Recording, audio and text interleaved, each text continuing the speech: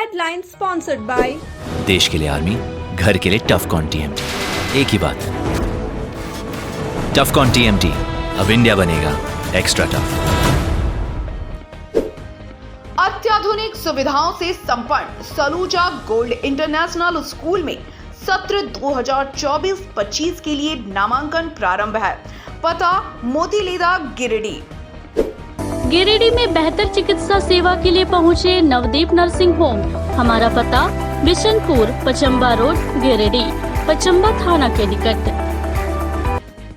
Electric उपकरणों में 38 वर्ष पुराना नाम अनीता इलेक्ट्रिक स्टोर और अब नए रूप व फ्लेवर में आपकी सेवा में तत्पर है।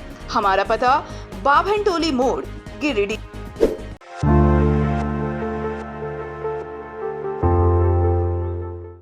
भारत निर्वाचन आयोग ने लोकसभा चुनाव 2024 की तारीखों का ऐलान कर दिया है।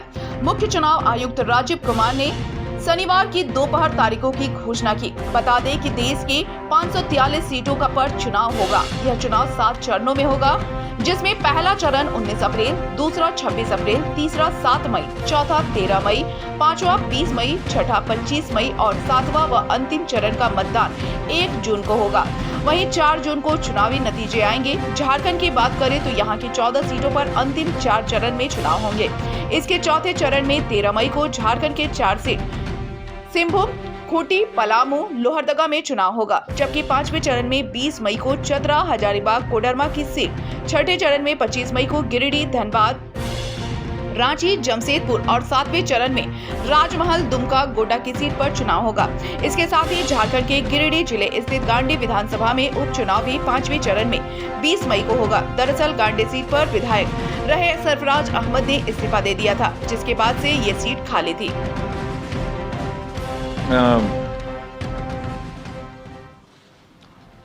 नॉर्थ ईस्ट, नीचे तमिलनाडु, राजस्थान, सेंटर में छत्तीसगढ़, मध्य प्रदेश और उत्तराखंड और ऊपर में जम्मू कश्मीर की 1 पार्लियामेंट्री कॉन्स्टिट्यूंसी। ये येलो फर्स्ट फेज का आपके सामने में मैप है। सेकेंड फेज और फर्स्ट फेज में 21 स्टेट्स जाएंगी पोल में। Second phase notification will start on 28th of March and date of poll will be 26th of April. Similarly here in case of J&K, because of the some holiday, the date of one day would be different, date of security of nomination would be different, but date of gazette notification और date of poll would be common. Phase 1 में 21 राज्य polling में जाएंगे और phase 2 में उसमें से और राज्य जुड़ जाएंगे। So this is the map which would be phase 2, जिसमें हम नॉर्थ ईस्ट में काफ़ी जगह चुनाव को कंप्लीट करते हुए, तमिलनाडु में कंप्लीट करते हुए सेकेंड फेज में राजस्थान को भी कंप्लीट करेंगे। Phase 3 would be from 12th of April and date of poll will be 7th of May. इसमें भी टोटल 12 स्टेट्स उस समय में जा रही होंगी और इस फेज में 3 नए राज्य में चुनाव शुरू होगा। इसका मैप कुछ इस तरह से दिखाई देगा। राजस्थान हम कवर कर चुके होंगे, तमिलनाडु कवर कर चुके होंगे, केरला कवर कर चुके होंगे, गुजरात इसमें कवर कर लेंगे, नॉर्थ ईस्ट पूरा कवर कर चुके होंगे और हम नए राज्यों को मिला के 3 इसमें नए राज्य भी जुड़ेंगे। 4th फेज में 18th अप्रैल को गजट नोटिफिकेशन होगा और date of polling would be 13th of May. Date of counting in the entire country would be 4th of June for all by-elections, for the assembly elections, for the parliamentary elections. इसका map कुछ इस तरह का दिखाई देगा। इस समय तक हम इसमें Telangana, Andhra, Orissa would start, and by that time, other than that, entire South India would be complete, entire Western India would be complete, North East would be complete. और 5th phase 26 अप्रैल से शुरू होगी और 20 मई तक चलेगी। 20 मई तक डेट ऑफ पोल होगी, बीच में नॉमिनेशन, स्क्रूटनी और विड्रॉल की डेट्स रहेंगी. Counting of course is 4th of June. It will look like this, which is in front of you. And phase 5 में 49 constituencies will be going to the poll. Phase 6th में 57 constituencies will go to the poll, starting from the Gazette notification on 29th of April and finishing on 25th of May 2024. इसका map कुछ इस तरह का दिखाई देगा कि mostly UP, Bihar, Bengal, Orissa और साथ में कुछ नॉर्थ का पोर्शन चालू रहेगा. Last phase, 7th phase, notification will be on 7th of May and polling on 1st of June. तो last polling would be on 1st of June and counting on 4th. and इस phase में पूरा पंजाब, हरियाणा भी शामिल रहेगा, Bengal, Bihar, Orissa. This is how the map will look. Yellow denotes the first phase and accordingly the legends are given. We will share this map also with the western area. तो इसमें weather और हर चीज़ का ध्यान रखते हुए काफ़ी सोचने के बाद ये शेड्यूल बनाया गया है. विद दिस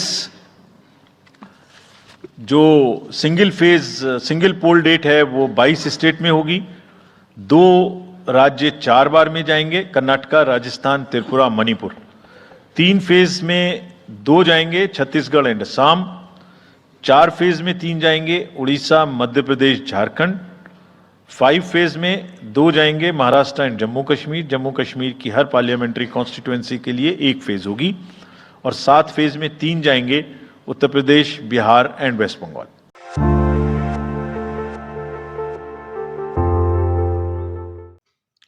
लोकसभा आम चुनाव 2024 को लेकर गिरिडीह उपायुक्त सह जिला निर्वाचन पदाधिकारी नमन प्रियस लकड़ा और एसपी दीपक कुमार शर्मा ने शनिवार को संयुक्त रूप से प्रेस वार्ता की. इस दौरान उन्होंने गिरिडीह लोकसभा और कोडरमा लोकसभा चुनाव के बारे में विस्तार पूर्वक जानकारी दी. उन्होंने कहा कि गिरिडीह लोकसभा का चुनाव 6ठे चरण में संपन्न होगा, जिसकी तारीख 25 मई होगी. वहीं कोडरमा लोकसभा का चुनाव 5वें चरण में होगा, जिसके लिए 20 मई को वोट डाले जाएंगे. कोडरमा लोकसभा के साथ ही गांडी विधानसभा का उपचुनाव भी संपन्न होगा और मतगणना 4 जून को होगा. उन्होंने कहा कि आम चुनाव के लिए गिरिडीह जिला प्रशासन पूरी तरह से तैयार है. सभी बूथों का भौतिक सत्यापन किया जा चुका है. शांतिपूर्ण मतदान के लिए प्रशासन तैयार है.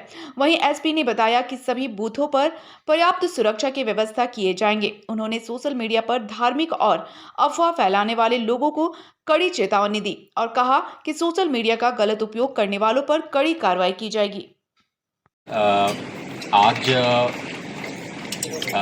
अनाउंसमेंट ऑफ इलेक्शंस से एमसीसी लागू हो गया है और साथ ही विभिन्न चरणों में जो चुनाव आयोजित होने हैं उसका भी शेड्यूल निकल गया है. झारखंड में पूरे भारत वर्ष में जो 7 चरण हैं या 7 शेड्यूल हैं, तो झारखंड में 4 शेड्यूल में चुनाव होने हैं, जिसमें कि शेड्यूल या फेज़ नंबर 4, 5, 6 और 7 में होने हैं. गिरिडीह जिला अंतर्गत 5 गिरिडीह पार्लियामेंट्री कंस्टिट्यूंसी में 5th फेज़ में चुनाव होने हैं और जिसमें कि 28 धनवार, 29 बगोदर, 30 जम्मू और 31 गांडे आता है और 19 कोडरमा विधानसभा क्षेत्र और 20 बरकट्टा हजारीबाग का विधानसभा क्षेत्र इसमें इंक्लूडेड है, जिसमें कि डीसी कम डीओ गिरिडीह जो है वो आरओ कोडरमा के तौर पे या निर्वाची पदाधिकारी कोडरमा के तौर पे होते हैं. और इसके साथ ही हमारा जो 2 विधानसभा क्षेत्र है, 32 गिरिडीह और 33 डुमरी, वो 6 बोकारो पार्लियामेंट्री कंस्टिट्यूंसी के अंतर्गत आता है, जिसके कि आरओ या तो रिटर्निंग ऑफिसर निर्वाची पदाधिकारी डीओ कम डीसी बोकारो होते हैं, जिनका कि 6th फेज़ में चुनाव होना है, जो कि 6 बोकारो पार्लियामेंट्री कंस्टिट्यूंसी होता है.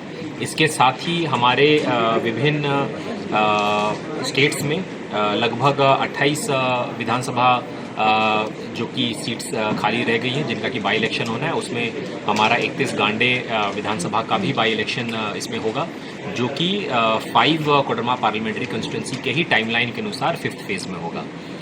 हम लोगों ने विभिन्न कोषांगों का गठन करके हमारे पोलिंग पार्टी, इसके अलावा हमारे जितने भी कोषांग हैं, चाहे वो प्रशिक्षण हो, चाहे हमारे मटेरियल कोषांग हो, लॉजिस्टिक्स कोषांग हो, इसकी हम लोग लगातार तैयारी कर ही रहे थे. और अब तैयारी को हम लोग और भी अंतिम रूप तक पहुंचाएंगे। हमारा जो EVM है वो हमारा FLC होके ये तैयार है। हमारा पोलिंग पार्टी की भी ट्रेनिंग हम लोगों ने स्टार्ट कर दी है।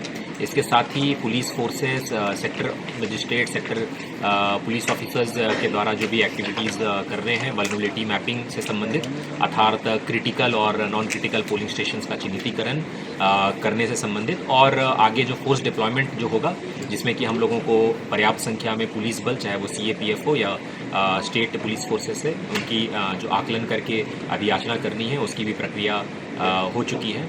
आप लोगों को हम लोग बता दें कि हमारे पूरे ज़िले में जो 2393 ज़िले के जो 6 विधानसभा क्षेत्र हैं, इसमें 2393 बूथ्स में लगभग हमारे 20 लाख मतदाता हैं।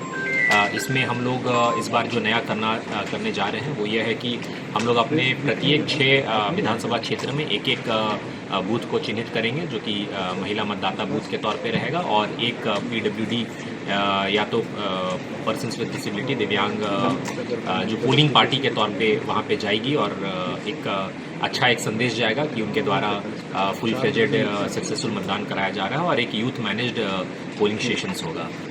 हम लोग जितने भी एश्योर्ड मिनिमम फैसिलिटी है उसको चिन्हित कर रहे हैं लगातार, और सुधारात्मक कार्रवाई कर रहे हैं। शौचालय, पीने के पानी की व्यवस्था और बिजली और बिजनेस एक्सेट्रा। इसके अलावा हम लोग आप लोगों को ये भी बता दें कि हमारा जो FST है, फ्लाइंग स्क्वाड टीम, वो MCC लागू होने से मतलब अब से ये शुरू हो गया है, जो कि हमारे सभी 6 विधानसभा क्षेत्र में ऐसे 17 FSTs हैं। और SST जो है, स्टैटिक सर्विलेंस टीम, ये हमारे सभी इंटर डिस्ट्रिक्ट और इंटर स्टेट के बॉर्डर्स पे रहेगा, जो कि डेट ऑफ नोटिफिकेशन से शुरू होगा, जो कि हमारा 5 कोडरमा का डेट ऑफ नोटिफिकेशन 26 अप्रैल है, और इनका जो डेट ऑफ पोल है वो 20 मई है, और इसका जो मतगणना है वो 4 जून है। और जो बाकी 2 विधानसभा क्षेत्र हैं, इनका जो डेट ऑफ नोटिफिकेशन है ये 29 अप्रैल है, और इसकी जो डेट ऑफ पोल है वो 25 मई है, और अगेन चूँकि काउंटिंग साथ में होगा तो 4 जून इसका काउंटिंग है। हम लोगों ने अपना 4 डिस्पैच सेंटर बनाया है, गिरिडीह कॉलेज में, विवाह भवन PWD मैदान में, तीसरा हमारा पचम्बा कृषि फार्म, और चौथा हमारा UHS महेश लुंडी में। और हमारा जो स्ट्रॉन्ग रूम बनेगा और जो काउंटिंग सेंटर बनेगा वो पूर्व की भांति हमारा पचम्बा स्थित बाजार समिति में बनेगा, जहाँ की 19 कोडरमा और 20 बरकट्टा के भी पोल्ड EVMs आएंगे, और हमारा जो 32 गिरिडीह और 35 डुमरी का जो पोल्ड EVM है, चूँकि वो बोकारो पार्लियामेंट्री कंस्टिट्यूंसी में पड़ता है, तो वो बोकारो हो जाएगा। का जो चुनाव संपन्न होना है उसमें सभी बूथों पर और सभी ऐसे PSL अर्थात बूथ के बिल्डिंगों पर सुरक्षा के पुख्ता इंतजाम किए जा रहे हैं। वैसे बूथों पर भी जो LWE प्रभावित है वहाँ पर भी सुरक्षा के पूरे व्यापक इंतजाम किए जा रहे हैं। साथ ही आज से मॉडल कोड ऑफ कंडक्ट लागू हो गया है, और इसके बाद गिरिडीह पुलिस के द्वारा पूरे गिरिडीह क्षेत्र में वैसे सभी असामाजिक तत्वों पर और जो भी चुनाव को प्रभावित कर सकते हैं या उसकी प्रभावित करने की प्रक्रिया में भाग ले सकते हैं, उन सभी असामाजिक तत्वों पर कड़ी निगरानी रखी जा रही है। और साथ ही गिरिडीह पुलिस लोगों से अपील करती है कि बिल्कुल भय रहित माहौल में और बिल्कुल भयमुक्त वातावरण में अपना बूथ तक पहुँचें और वोट को कास्ट करें।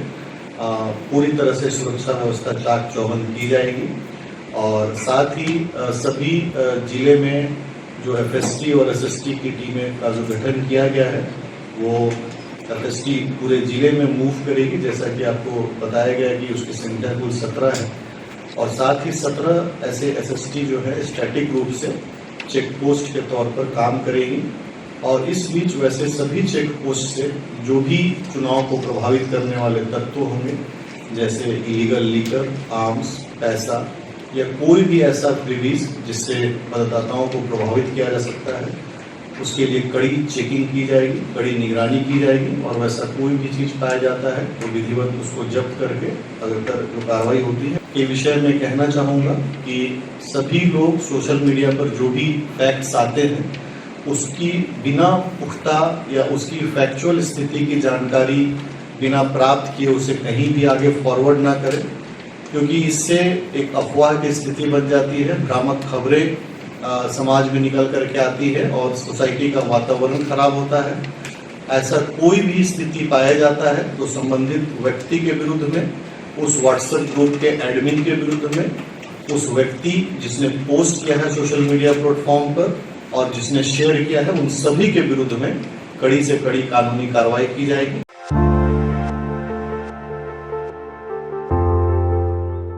कभी राशन कार्ड बनवाने के नाम पर तो कभी हॉस्पिटल में डॉक्टर के पास नंबर लगाने के नाम पर ठगी करने वाले 4 सातिर पुलिस गिरफ्त में है। गिरफ्तार अपराधियों में डुमरी थाना इलाके के कुलगो का विजय कुमार महतो, धनबाद जिले के हरिहरपुर थाना इलाके के दुर्गापाड़ा का अमन सिंह, गांडा थाना इलाके के लेदो का मोहम्मद शरीफ अंसारी और जमुआ थाना इलाके के जियो टोल का राहुल शामिल है। जियो टोल का राहुल कुमार शामिल है। बताया गया कि एसपी दीपक कुमार शर्मा को प्रतिबिंब पोर्टल के माध्यम से सूचना मिली थी कि अलग अलग स्थानों पर शातिर आम लोगों से ठगी कर रहे हैं। सूचना पर साइबर क्राइम पुलिस उपाधीक्षक आबिद खान के नेतृत्व में टीम गठित कर विभिन्न थाना इलाके से 4 साइबर अपराधियों को गिरफ्तार किया गया है। गिरफ्तार शातिरों के पास से पुलिस ने 6 मोबाइल, 6 सिम, एक आधार, पैन कार्ड, एटीएम पासबुक बरामद किया है। वहीं कांड संख्या 13/2024 दर्ज कर सभी को न्यायिक हिरासत में जेल भेज दिया गया है।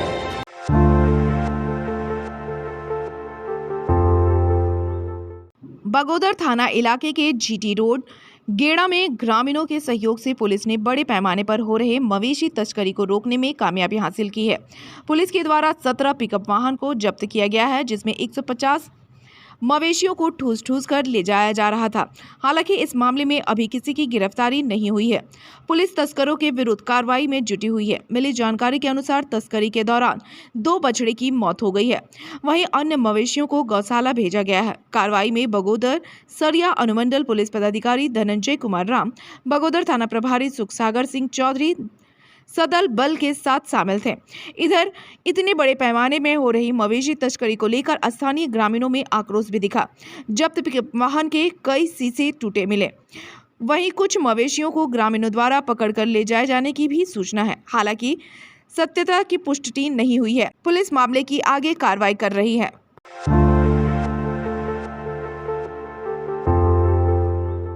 राज्यसभा सांसद डॉक्टर सरफराज अहमद के निर्विरोध निर्वाचन से उनके समर्थकों में खुशी का माहौल है। शनिवार को उनके समर्थकों के द्वारा विशाल रैली निकाली गई।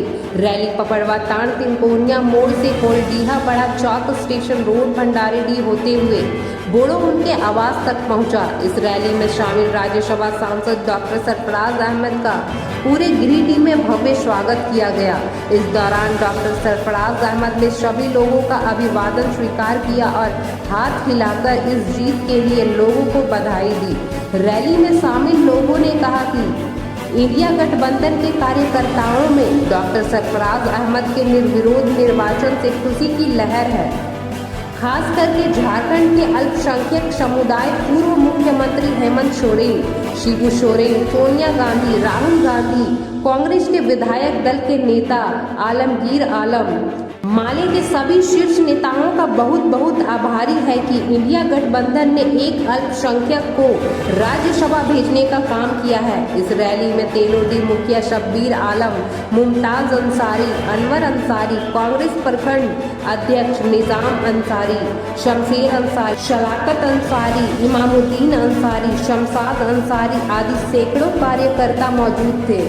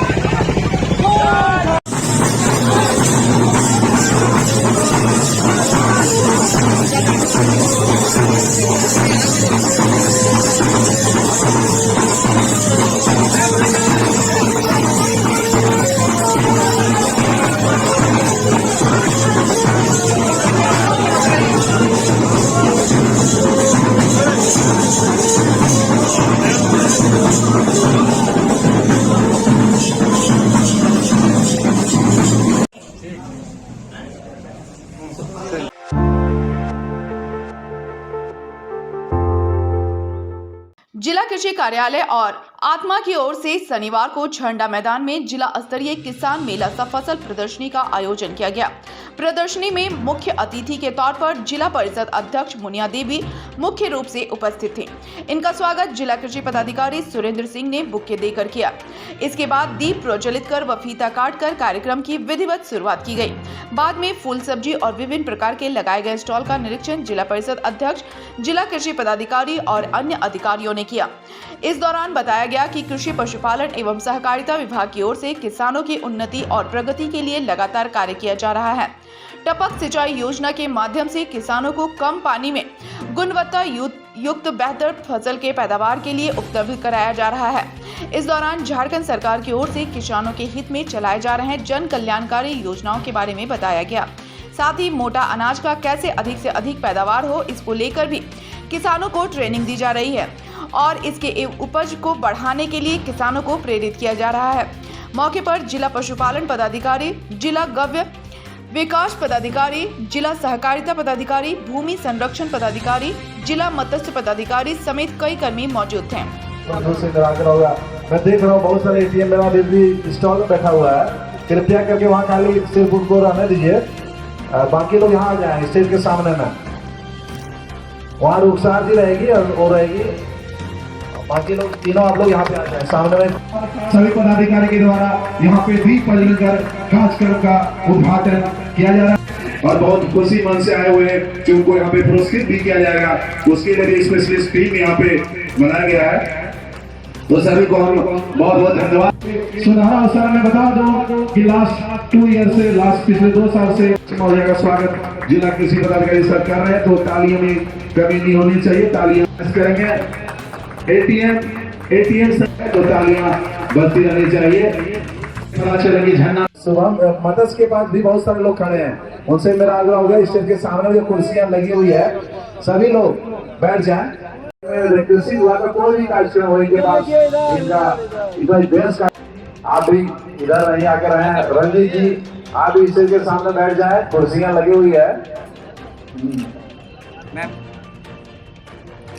का उद्देश्य यही होता है कि किसानों को फसल उत्पादन, अन्न उत्पादन में किस प्रकार प्रतियोगिता को बढ़ाया जाए और किसानों की आय में दोगुनी करना हमारा उद्देश्य है। इस मेला से यही जो है समाधान निकलता है कि हम साल आज गिरिडीह जिला में इसी मेला का झंडा मैदान में लगाया गया है। पूरे गिरिडीह जिला से सभी प्रखंडों से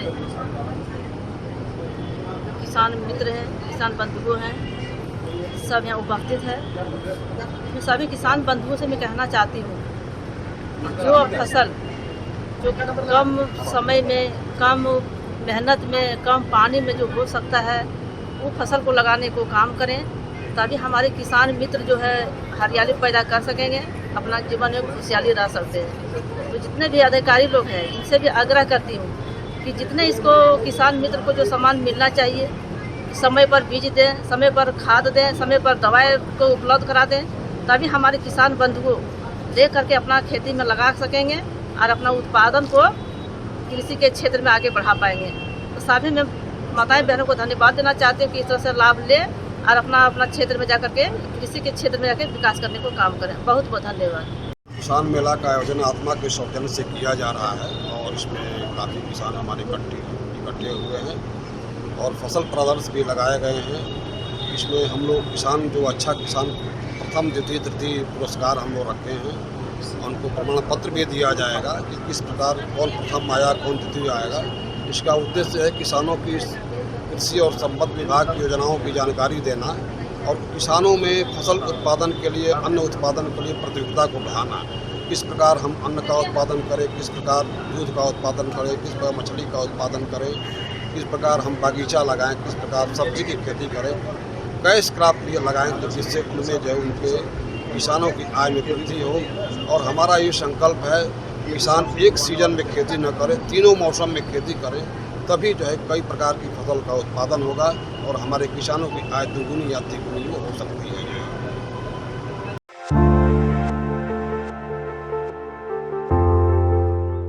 आम आम चुनाव 2024 में ज्यादा से ज्यादा मतदाता अपने मताधिकार का प्रयोग कर लोकतंत्र को मजबूत बनाएं। इसके लिए गिरिडीह जिला प्रशासन व्यापक तैयारी कर रही है। इसी कड़ी में गांवा प्रखंड मुख्यालय के सभागार में लोकसभा को मद्देनजर स्वीप कार्यक्रम के तहत टास्क फोर्स के सदस्यों के साथ समीक्षात्मक बैठक की गई। बैठक की अध्यक्षता गांवा वीडियो महेंद्र रविदास, अंचल अधिकारी अविनाश रंजन ने किया। बैठक के दौरान उन्होंने सभी संबंधित अधिकारियों को मतदान केंद्रों में न्यूनतम बुनियादी सुविधाओं की जानकारी ली। उन्होंने मतदान केंद्रों में बुनियादी सुविधाओं को बहाल करने के निर्देश दिए। साथ ही स्वीप एक्टिविटी को बढ़ाने के निर्देश दिए।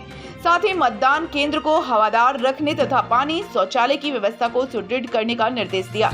इसके अलावा उन्होंने IM वेरीफाइड वोटर कैंपेन के लिए घर घर जाकर सत्यापन का कार्य करने का निर्देश दिया। स्वीप एक्टिविटी की चर्चा करते हुए आम जनमानस को मतदान की प्रक्रिया से जोड़ने के लिए विभिन्न कार्यक्रमों को अपने स्तर से आयोजित करने का निर्देश दिया। इधर स्वीप कार्यक्रम के तहत गिरिडीह पुलिस लाइन में उप निर्वाचन पदाधिकारी ने सभी पुलिस पदाधिकारियों को निर्वाचन प्रणाली तथा निर्वाचन के दौरान किए जाने वाले उनके दायित्वों और कर्तव्यों की जानकारी दी। इसके अलावा स्वीप कार्यक्रम के तहत मतदान के महत्व तथा महत्वपूर्ण लोकतंत्र के लिए मतदान की आवश्यकता पर बल दिया। साथ ही उन्होंने कहा कि लोकसभा चुनाव 2024 का निर्वाचन स्वच्छ निष्पक्ष वातावरण में संपन्न कराना है, हम सभी का दायित्व है। इसके साथ ही उन्होंने सभी संबंधित को सभी तैयारियों को ससमय पूर्ण करने हेतु निर्देश किया ताकि लोकसभा चुनाव में किसी भी प्रकार की कोई समस्या उत्पन्न न हो।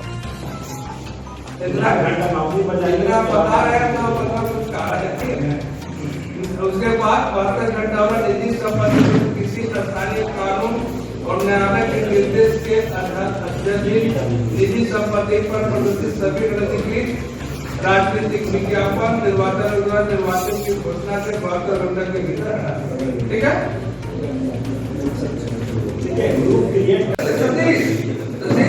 बच्चे वाला रोल अपना निकाल लीजिएगा।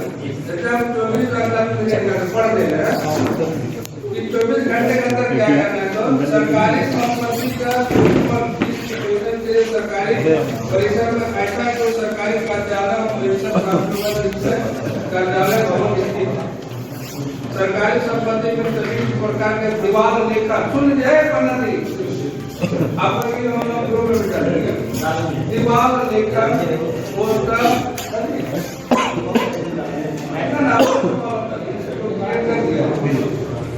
कार्यालय भवन स्थित है। सरकारी दीवार लेकर पोस्टर, कागज या किसी अन्य रूप से होर्डिंग, बैनर, निर्वाचन आयोग द्वारा निर्वाचन की घोषणा से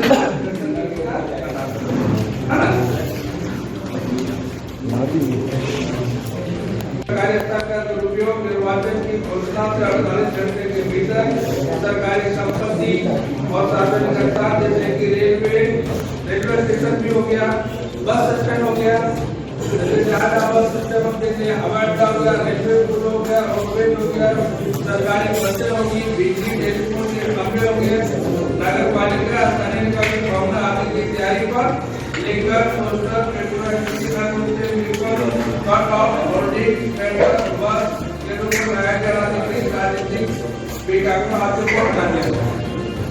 सब कर भैया है भैया, आप पढ़ लीजिएगा, 5 मिनट टाइम लीजिएगा, बहुत अभी लाभकारी होगा हम लोग के लिए, आप लोग के लिए। हम लोग को समझाना नहीं पड़ेगा, अगर आप लोग पढ़े रहिएगा तो हम लोग को समझाना नहीं पड़ेगा। अभी बात है कि आप लोग खुद पढ़ लेंगे, यहाँ आना नहीं पड़ेगा।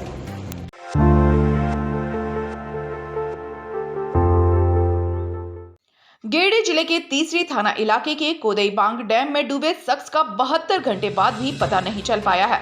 पिछले 2 दिनों से NDRF की टीम डैम में काफी खोजबीन कर रही है, लेकिन डूबे व्यक्ति का कोई सुराग नहीं मिल पाया है। बुधवार की शाम शोभन टुड्डू मछली पकड़ने के लिए जाल लगाने डैम में उतरा था। जाल लगाने के ही क्रम में वह गहरे पानी में समा गया। तीसरी पुलिस ने स्थानीय तैराकों की मदद से डैम में शोभन की काफी खोजबीन की, लेकिन कुछ पता नहीं चला, जिसके बाद जिला प्रशासन की ओर से शुक्रवार की दोपहर देवघर से इंस्पेक्टर भूपेश झा के नेतृत्व में NDRF की 14 सदस्यीय टीम कोदईबांग डैम पहुंची, जिसके बाद टीम ने बीते 2 दिनों से डैम में 100 की काफी खोजबीन की। इस दौरान प्रखंड विकास पदाधिकारी भी NDRF की टीम के साथ बोट से डैम का मुआयना किए। टीम द्वारा काफी खोजबीन के बाद भी कोई सफलता हाथ नहीं लगी, जिसके बाद एनडीआरएफ शनिवार की शाम 5 बजे ऑपरेशन बंद कर दिया। संभावना जताई जा रही है कि रविवार को भी एनडीआरएफ टीम के द्वारा डैम में 100 की तलाश की जाएगी। हालांकि इसकी आधिकारिक पुष्टि नहीं है। इस मामले में वीडियो मनीष कुमार ने कहा कि वरीय पदाधिकारियों को सूचित किया गया है, उनके दिशा निर्देश पर ही आगे की योजना बनाई जाएगी। पुलिस इंस्पेक्टर भीखन राम, थाना प्रभारी संजय नायक, भाजपा नेता सुनील साव, भाजपा के चंदोरी मंडल अध्यक्ष रविंद्र पंडित, मुखिया प्रतिनिधि उमर फारूक आदि के साथ साथ भारी संख्या में स्थानीय लोग जमा रहे। वहीं घटना के बाद से भी सोहन टुडू के परिवार का रो रो कर बुरा हाल है। परिवार समेत स्थानीय लोग डैम के आसपास ही डटे हुए हैं। शनिवार को भी कुछ पता नहीं चलने पर सोहन की पत्नी बड़की मरांडी, पुत्री सुनीता टुडू समेत परिवार के अन्य लोग आंखों में आंसू लिए घर चले गए। परिजनों की रही सही उम्मीद भी लगभग टूट चुकी है।